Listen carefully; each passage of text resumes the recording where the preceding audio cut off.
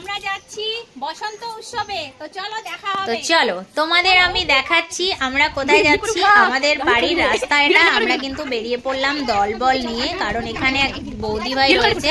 তো বৌদিকে বললাম যাবে নাকি, আরেক দিদিভাইকে নিব। এই দেখো দিদিভাইকে বলছি তাড়াতাড়ি করো। দেখো দিদিভাই কিন্তু এখনো রেডি হতে পারেনি। তো আবারও এখানে দাঁড়িয়ে থাকতে হবে। সবাইকে নিয়ে গেলে বুঝতেই পারছো দাঁড়াতে দাঁড়াতে অনেকটা সময় নষ্ট হয়ে যায়। তো এভাবে দেখো আমরা কিন্তু চলে এলাম গাড়িতে। এবার আমরা বসে পড়েছি। আমরা যেখানে যাব সেই উদ্দেশ্যে কিন্তু আমরা গাড়িতে বসে পড়েছি। আমরা টোটোতে যাইনি, কারণ টোটোতে কিন্তু আমাদের ফ্যামিলি মানে আমাদের যে লোকজন রয়েছে, আমরা যে কয়েকজন যাচ্ছি আমাদের টোটোতে আটবে না। তাই আমরা একটা পিকআপে কিন্তু পুরো প্যাকআপ হয়ে বেরিয়ে পড়লাম। তো দেখো আমাদের জায়গা হচ্ছে না, কষ্ট হচ্ছে, নড়াচড়া করছে। দেখো আমি তো এমনি শরীর আমার ভারী, আমার পাশে যিনি রয়েছে ইনিও ভারী, মাঝখানেও রয়েছে ওর একটু শরীরটা পাতলা। তো ফাইনালি আমরা এসে পড়লাম। ওখানে আরো অনেকে আসবে, তো তোমরা পুরো ভিডিওটা না দেখলে বুঝতে পারবে না। তো আমরা দেখো চলে এলাম, ফাইনালি ভেতরে প্রবেশ করলাম। তো দেখো তখনও মোটামুটি হালকাই ছিল, তারপরের অবস্থাটা খুবই খারাপ। বের হওয়ার রাস্তাটায় তো আরও কন্ডিশন খারাপ, জানি না এরপরে কি হবে। তো দেখো সামান্য ভিড় হচ্ছে, সবে শুরু হচ্ছে। তো আমরা দেখো ভেতরে প্রবেশ করলাম। আর এত বড় পার্কটা আমাদের এই সূর্য সেন পার্ক শিলিগুড়ির মধ্যে, এত বড় পার্ক আমরা কিন্তু পুরো পার্ক কখনোই ঘুরতে পারি না, কারণ আমাদের অত দূর হয়ই না। তো আমাদের ক্যামেরাম্যান আমার মেয়ে ক্যামেরা করে, মাঝে মাঝে রেগেও যায়। তো চলো আমার মেয়ের রাগ হলেও কিছু করার নেই, আমাকে তো কাজ করে যেতে হবে। তো অনেকটা হাঁপিয়ে গেছি, ভাবলাম এত লোকজন দেখে কি করে কি করব। আমি কিন্তু বসার ব্যবস্থা করছি একটু বসবো বলে। তো দেখলাম একটা সিট ফাঁকা আছে, আমি একটু বসে পড়লাম। তো এখানে আমি বসে গেলাম, সাথে আমার মেয়েদেরকেও বললাম যে এখানে একটু বসি, রেস্ট করি, তারপরে সিদ্ধান্ত নিব কোথায় যাওয়া যায়। তো একটু হাই করে দিচ্ছে সবাইকে বসন্ত উৎসবে। দেখো ফাইনালি কিন্তু আমরা সবাই একজোট হয়ে গেলাম।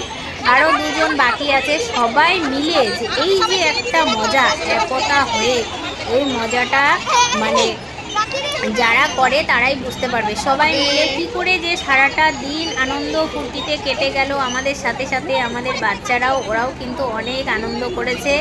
তো আমাকে দেখো একদম রং দিয়ে আমার মানে কি বলবো পুরো পরিস্থিতি খারাপ করে দিয়েছে। এইটা হচ্ছে আমার বোন, ওর একটা প্রোফাইল রয়েছে স্বামী বলে। তো আমরা সবাই একজোট করি উদ্যোগে আমার যাওয়া, সবাই মিলে গেলাম। এখনো আরো দুজন আসবে দেখা করতে, জানি না ওরা কখন এসে পৌঁছবে। কিন্তু বুঝতেই পারছো কত ভিড়, এত ভিড়ের মধ্যে মানুষ খুঁজে পাওয়া মুশকিল। তো মাঝখানে আমার মেয়ে আর আরেক দিদিভাইয়ের মেয়ে, ওরা কিন্তু দুজনে একটু হারিয়েও গেছিল, খুঁজে পাচ্ছিলাম না, বহুত টেনশনে ছিলাম। তো লাস্ট দেখো আমার মেয়েকে ওদেরকে সবাইকে বসিয়ে দিলাম একটু দোলনা দোলার জন্য। দেখো হাই করতে বললে কিভাবে যে চিৎকার করে হাই বলে, মানে এত জোরে ওরা বলবে, মানে তোমরা খালি শোনো ওরা কিভাবে হাই করে। বাই কর বাই কর। তো ওরাও একটু মজা করলো, ওদেরও ভালো লাগলো। দেখো কিভাবে চিৎকার করে, সবাই মিলে যদি এক জায়গায় চিৎকার করে তাহলে কত ভালো লাগে। ওরাও পুরো মস্তি করলো। তারপরে এই দেখো ফাইনালি আরও দুজন চলে এসেছে, আরও দুটো ছোট ছোট বোন আমার মানে নতুন কাজ করছে আর কি। তো তাদের প্রোফাইলে অনেক প্রবলেম ছিল, ওখানেই আমি তাদের প্রোফাইলটা চেক করে দিলাম, সব কিছু ঠিকঠাক করে দিলাম। প্রোফাইলটা একদম রেড হয়েছিল, সেই প্রোফাইলটা সব কিছু ক্লিন করে দেওয়ার সাথে সাথে গ্রিন হয়ে গেল। ওরা তো খুব খুশি। তো এই যে পিঙ্ক কালারের শাড়ি পরা যে বোনটা রয়েছে ও হলো রিম্পা চক্রবর্তী, আর একটা বোন রয়েছে ওকে তো ক্যাপচার হলো না, বেরিয়ে গেল।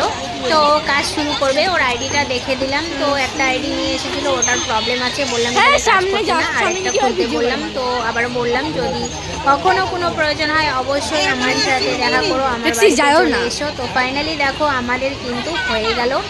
এবার কিন্তু আমরা ছিন্ন ভিন্ন হয়ে গেছি, সবাই আলাদা আলাদা ভাবে, কেউ চলে গেছে। আর পুরো দায়িত্ব রয়ে গেছে আমার উপরে, এখন সবাইকে নিয়ে আমাকে আসতে হবে। এবার বুঝতেই পারছো আমার কি পরিস্থিতি। তো দেখো আমি কিন্তু অন্ধকার হয়ে যাচ্ছে, বেরিয়ে গেলাম। হাই করো, মানে বেরোচ্ছি, যে গেট দিয়ে আমি ঢুকেছি সেই গেটে আমি কিন্তু বেরোতে পারিনি, কারণ ওই গেটে বেরোতে দিচ্ছে না। তো বেরোতেই আমরা কিন্তু আরও একটু মজা করলাম, কাছাকাছি যে মানে যেখানেই মনে হচ্ছে একটু ভিডিও শ্যুট করে নিলাম আর তোমাদের দেখাচ্ছি। সবাই রং মেখে একদম কত যে আনন্দ করেছে, সবাই আপন আপন মানে সবাই গ্রুপ নিয়ে এসেছিলো। আর এদেরকে রং লাগানো হয়নি, তাই মেন রোডে উঠে তাই সাউন্ডটা মিউট করে দিলাম, কারণ এখানে গাড়ির পুরো আওয়াজ হচ্ছিল। তো দেখো এদেরকেও একটু রং লাগিয়ে দিলাম। তো সবাই ভালো থেকো, খুব ভালোভাবে হোলি কাটিও, কারণ হোলিতে সাবধান, এমন কোনো উল্টা পাল্টা রং লাগিয়ে চুলের মানে চুল মুখের স্কিন খারাপ করো না। সবাইকে জানাই হ্যাপি হোলি, অনেক ভালোবাসা আমার অন্তর থেকে। সবাই ভালোভাবে হোলি কাটিও। দেখা হবে আবার নেক্সট কোনো ভিডিওতে। অবশ্যই আমরা কিন্তু প্রচুর প্রচুর মজা করছি, মানে তোমরা বুঝতে পারবে না, জানি না তোমরা কতটা বুঝতে পারবে। পুরো ভিডিওটা দেখার জন্য সবাইকে অসংখ্য ধন্যবাদ। আর ফাইনালি লাস্টে আমি চলে